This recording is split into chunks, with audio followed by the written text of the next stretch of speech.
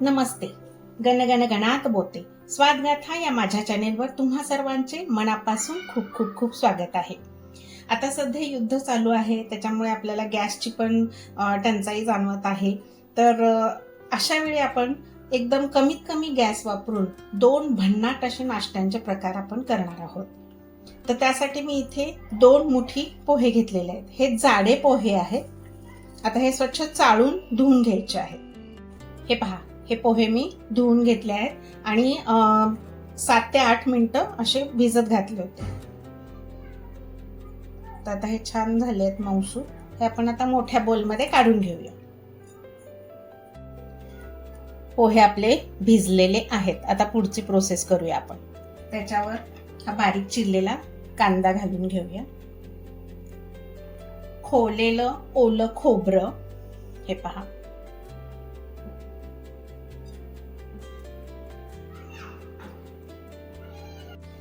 स्वादानुसार मीठ, हे पहा.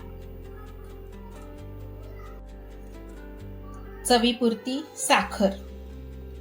या साखरेचं तुम्ही प्रमाण कमी जास्त करू शकता, तुमच्या आवडीप्रमाणे घाला. थोडीशी कोथिंबीर, लिंबाचा रस. हा सुद्धा तुम्ही कमी जास्त करू शकता तुमच्या आवडीनुसार. तुम्हाला जसं आंबट आवडतं त्याप्रमाणे करा. आता हे व्यवस्थित मिक्स करून घेऊया.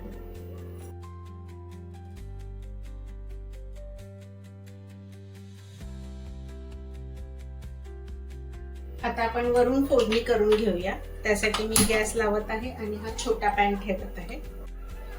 फोडणीसाठी तेल. हे तेलाचंही प्रमाण तुमच्यावर आहे, तुम्हाला जसं आवडतं तसं कमी जास्त करू शकता. 1 चमचा मोहरी, 1 चमचा जिरे, थोडंसं हिंग, कढीपत्ता, हिरवी मिरची. हिरव्या मिरचीचे पण तुकडे तुम्ही तुमच्या आवडीनुसार कमी जास्त करू शकता. तुम्हाला जास्त तिखट आवडत असेल तर जास्त तुकडे घाला. शेंगादाणे. आता हे व्यवस्थित परतून घ्यायचे. हे पहा, फोडणी झाली आहे. आता ही फोडणी आपण या पोह्यांवर घालूया.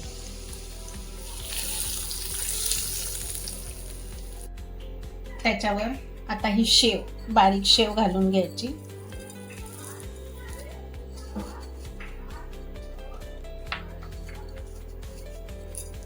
यालाही प्रमाण असं काही नाहीये, तुम्ही किती घालू शकता. ओलं खोवलेलं खोबरं. आणखी कोकणामध्ये हा प्रकार जास्त केला जातो. आणि कोथिंबीर. हे पहा, हे आपले दडपे पोहे झालेले आहेत. आता याला काय करायचंय, दडपून असं झाकून ठेवायचंय. हे पहा, दडपून झाकून ठेवायचं. याच्यावर मी आणखी एक झाकण ठेवत आहे. हे असं 5 ते 10 मिनिटाकरता आपल्याला ठेवायचं आहे. हे पहा, 10 मिनिटं झालेली आहेत. आपण आता हे काढूया. मस्त छान मीठ, साखर, लिंबाचा रस सगळं मुरलेलं आहे याच्यामध्ये. आहे ना, कमीत कमी गॅस वापरून केलेली ही नाश्त्याची भन्नाट रेसिपी तुम्ही पण नक्की ट्राय करा आणि या दडप्या पोह्यांचा आनंद घ्या. चला तर आपण लगेचच आता दुसरी रेसिपी पण करून पाहूया. आपला दुसरा भन्नाट अशा नाश्त्याचा प्रकार आहे शेवई. तर त्यासाठी मी आता काय केलं, इथे 1 वाटीभर या शेवया घेतलेल्या आहेत. या गव्हाच्या शेवया आहेत. 1 वाटी शेवईसाठी आपल्याला याच्यामध्ये पातेल्यामध्ये 2 वाटी पाणी घ्यायचं आहे. 2 ते 3 वाटी पाणी आपल्याला लागणार आहे. पाणी उकळायला आणि मग ह्या शेवया 2 मिनिटं 3 मिनिटं वाफवायला, तेवढाच काय तो गॅस लागणार आहे. यालाही जास्त गॅसची गरज नाहीये. पाण्याला अशी छान उकळी आली आहे. हे पहा, आता याच्यामध्ये आपण गॅस थोडासा बारीक करते आणि या शेवया टाकून घ्यायच्या.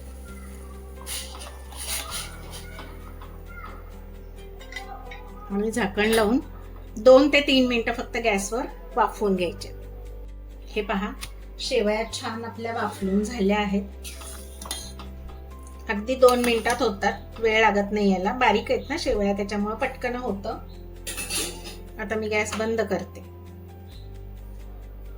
आता त्या वाफवलेल्या शेवयांपैकी आपल्याला जेवढ्या हव्या आहेत तेवढ्या एका प्लेटमध्ये काढून घ्यायच्या.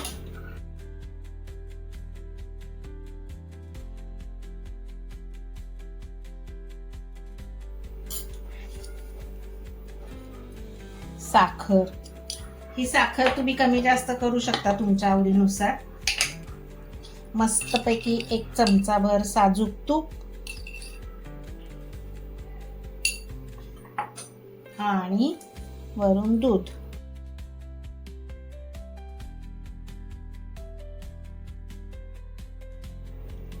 चला तर मग या गरमागरम खायला.